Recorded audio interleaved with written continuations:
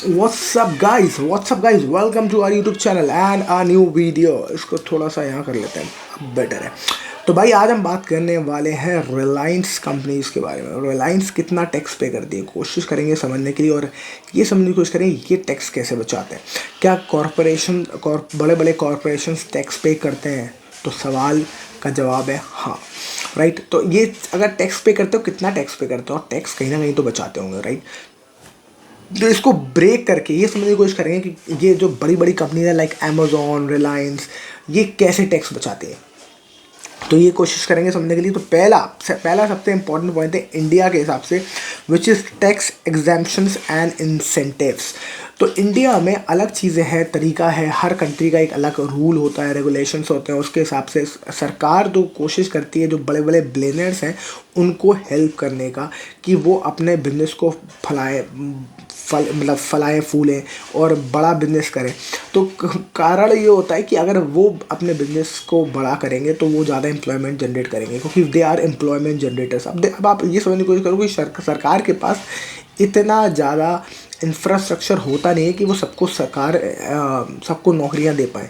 तो उनको ये मालूम होता है कि जो बिलियनर्स हैं, जब तक ये कुछ इनोवेशन नहीं लाएंगे, इनके पास पैसा है और दूसरी बात इनके पास एक्सपीरियंस है, उनको धंधा करना आता है, तभी वो बिलियनर्स बने। तो सरकार उनके साथ हाथ जोड़कर काम करती है। उनके सामने कभी कभी हाथ जोड़ना पड़ता है, कभी उनके साथ हाथ जोड़ना पड़ता है। तो कभी कभी सरकार उनके सामने हाथ जोड़ती है और कभी कभी सरकार साथ में हाथ जोड़ती है, और उसके बाद ये साथ में काम करती है। तो सरकार उनको बहुत ज़्यादा फ़ायदे देती है। फॉर एग्जांपल रिलायंस का हम समझे तो Indian government give them lot of tax incentives on oil telecom businesses. तो बहुत सारे ऑयल और टेलीकॉम बिजनेस रन करने के लिए इंडियन कंपनी इंसेंटिव देती है। तो हम समझने को इंसेंटिव्स क्यों देती है? इसलिए देती है जिससे कि हमारे इन कंपनीज़ का जब इंसेंटिव होगा, इंसेंटिफाइज किया जाएगा, तो ये कंपनी रन करेंगे। अगर इनको कुछ फ़ायदा नहीं होगा, इनको लगेगा कि हमें कोई फ़ायदा नहीं हो रहा या तो कंपनी बंद कर देंगे, तो फिर उस बिज़नेस को कौन हैंडल करेगा?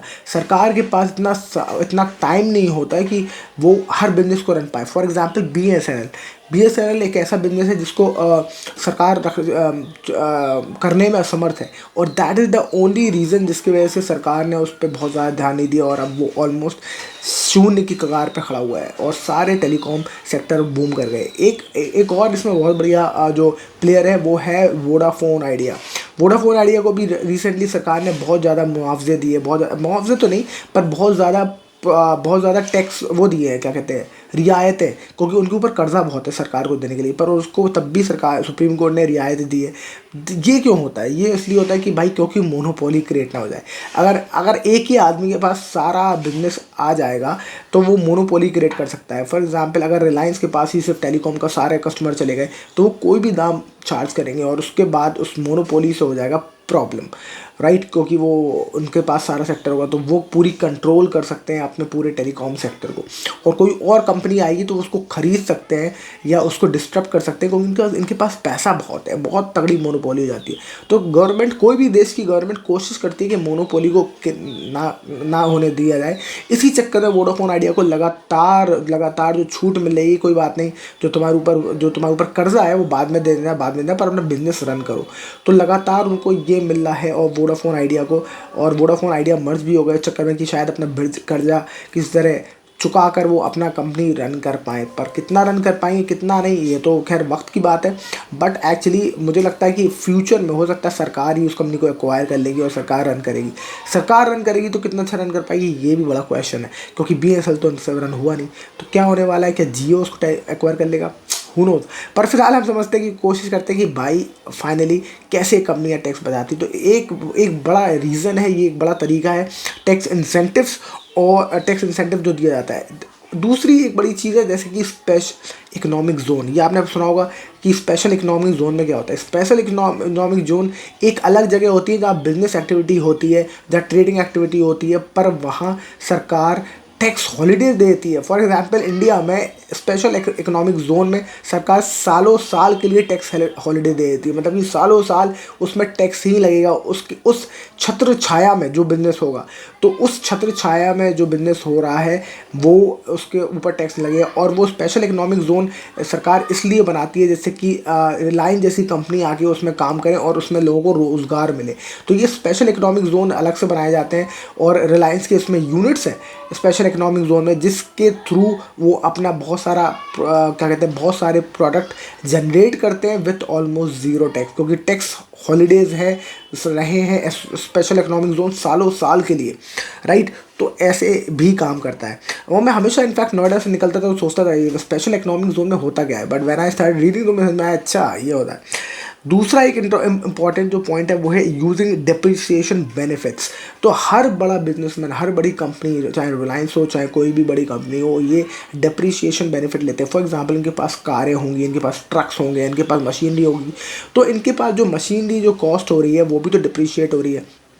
तो जिस तरीके से ये डिप्रिशिएट हो रही है, इनका माल डिप्रिशिएट हो रहा है, इनका कॉस्ट डिप्रिशिएट हो रहा है, उस तरीके से उसमें वो उसका बेनिफिट ले लेते हैं। यानी कि उनका कहना है कि अब मैंने 5 लाख की कोई कार ली, वो मेरे यहाँ धंधा उससे हम काम कर रहे थे, पर अब उसकी वैल्यू सिर्फ 3 लाख हो गई है, तो जो हमें उसमें नुकसान हो गया, क्योंकि वो 2 लाख का तो नुकसान हो गया ना, अब उसकी वैल्यू सिर्फ 2 लाख हो गई, तो 2 लाख का जो हमें नुकसान हो गया वो हमें प्रॉफिट में से ऑफसेट कर दो। तो इस तरीके से टैक्स बचा देते हैं। तो अगर फॉर एग्जांपल जो टैक्स लगेगा वो लगेगा कि भाई 2 लाख का इनको मशीनरी तो इनकी जो है वो पुरानी हो गई है, तो वो कंसिडर कर लिया जाता है, क्योंकि डिप्रिसिएशन हो गया है आपकी मशीनरी का, तो उसको ऐसा लॉस कंसिडर कर लिया जाता है। और जब लॉस कंसिडर कर लिया जाता है उसमें टैक्स में से उसको उस कंपोनेंट को भी हटाते हैं, बाद में जो बचे कुछ है उस पर टैक्स लगाते हैं। तो this is how all business companies, all big businessman work, and that is the reason कि बिजनेसमैन जब आप सैलरी लेते हो तो सैलरी में पहले टैक्स लग के आता है और आप कुछ कर नहीं सकते, पर बिजनेसमैन आदमी अपने सारे खर्चे इवेड कर सकता है, इस तरीके से दिखा सकता है, और उसके बाद जो बचता है उस पर टैक्स देता है, राइट। तीसरी पॉइंट है offshore subsidies and tax havens. ये बहुत ही इंटरेस्टिंग है। इसमें क्या होता है कि भाई जैसे हर कंपनी ने अपनी अलग अलग सब्सिडी बना रखी है, मॉरिशियस, सिंगापुर, केमन आइलैंड्स, ये जगह जगह ये इनको टैक्स हेवन्स कहते हैं, क्योंकि यहाँ जो है यहाँ टैक्स ऑलमोस्ट ज़ीरो है। तो क्या करते हैं ये लोग, कंपनी फॉर एग्जाम्पल रिलायंस की अगर कोई ऑफशोर सब्सिडरी है जो सिंगापुर में बैठी है, तो यहाँ से ये सामान भेजेंगे, अपना ही सामान उसको, और वो भी लॉस में, मतलब कि या तो no profit no loss almost, या फिर लॉस में। तो उस पर टैक्स तो इनको लगा ही नहीं, क्योंकि वो सामान तो हमने बेच दिया दूसरी कंपनी को, जबकि सब्सिडरी नहीं की है, पर टैक्स नहीं लगा क्योंकि इन्होंने प्रॉफिट ही नहीं कमाया, तो उसका इनकम टैक्स ज़ीरो हो गया, राइट। पर वो वहाँ पहुँच गया सामान सिंगापुर। अब सिंगापुर से वो कहीं भी बेच सकते हैं, क्योंकि सिंगापुर में टैक्स कम है, तो एज़ कम्पेयर टू इंडिया तो उसमें टैक्स कम होगा, तो सिंगापुर से माल कहीं भी बेचेंगे और उस पर प्रॉफिट कमाएंगे। तो this is a very smart idea of all the big businessman, जो अपनी ऑफशोर जो कंट्रीज़ में अपने कंपनीज खोल लेते हैं और सब्सिडीज़ खोल लेते हैं और उसके थ्रू बिजनेस करते हैं, राइट। एप्पल भी इनफैक्ट ऐसे ही करता है। एप्पल कहाँ अपनी ऑफशोर सब्सिडी करता है, वो कहाँ रजिस्टर्ड है और कहाँ काम करता है, इसका अगर आपको इल्म है, इसका अगर पता है तो ज़रूर कमेंट सेक्शन में मेंशन करना। मैं बोलूँगा कि हाँ यार, आप भी बड़ा इन सब चीज़ों में तेज़ और रहते हो और काफ़ी पढ़ते लिखते हो, राइट। आगे बढ़ते चौथे पॉइंट पे, हाई डेट लो टैक्सेबल इनकम। वही चीज़, मतलब कि कर्जा ये ले लेते हैं बैंकों से, जैसे कि इलॉन मस्क ले लेते हैं। इलॉन मस्क वाला मैंने एक वीडियो बनाया था, तो इलॉन मस्क हमेशा अपनी लाइफ में कोलैटरल पे लिया है, जो कर्जा उसने बैंक से लिया है, तो उस पर जब वो जीता है तो उसको ऑलमोस्ट टैक्स पे नहीं करना पड़ता, क्योंकि वो तो ऑलमोस्ट लोन पे है। इसी तरीके से कंपनीज क्या करती हैं, बड़ा बड़ा अच्छा खासा मोटा कर्जा उठा लेती हैं और उसमें कंपनी रन करती हैं, जिससे कि उनके जो भी प्रॉफिट हो वो तो ऑफसेट हो जाए। मतलब प्रॉफिट क्या, हाँ मतलब प्रॉफिट हो जाए तो प्रॉफिट को ऑफसेट कर देंगे, क्योंकि इतना तो हमें कर्जा देना है, इंटरेस्ट देना है, तो इंटरेस्ट उसमें से कटा देंगे और उसके बाद बचे कुछ पे टैक्स देना पड़ेगा, बचे कुछ प्रॉफिट पे, राइट। आगे चलते हैं। Fifth, R&D and CSR deductions. R&D research के लिए सरकार बहुत सारे मुआवजे देती है, बहुत सारे इंसेंटिव देती है, सब्सिडीज़ देती है कि आप थोड़ा सा आपको टैक्स ब्रैकेट देते हैं, हम टैक्स आपको कम करेंगे हम चार्ज, क्योंकि आप रिसर्च में पार्टिसिपेट करो। सरकार सोचती है कि रिसर्च में होगा कुछ नया इनोवेशन हो जाएगा, अगर ये रिसर्च करेंगे तो वो दुनिया के लिए कुछ फ़ायदा होगा उससे। फॉर एग्जांपल अगर SpaceX कोई ऐसा रिसर्च प्रोग्राम बना रही है, जो स्पेस प्रोग्राम बना रही है, तो that is a part of research.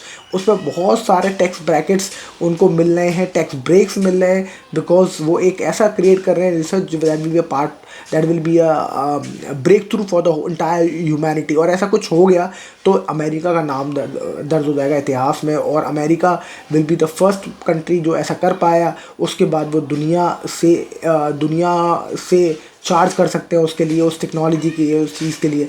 तो इस तरीके से कंट्रीज़ वांट कि उनकी रिसर्च प्रोग्राम चलता रहे, और उस तरीके से टैक्स बेनिफिट्स इन बड़े बड़े बिलियनर्स को मिलते रहे, राइट। CSR डिडक्शंस क्या होता है? CSR कॉर्पोरेट सोशल रिस्पॉन्सिबिलिटी कहते हैं इसको, CSR डिडक्शंस को।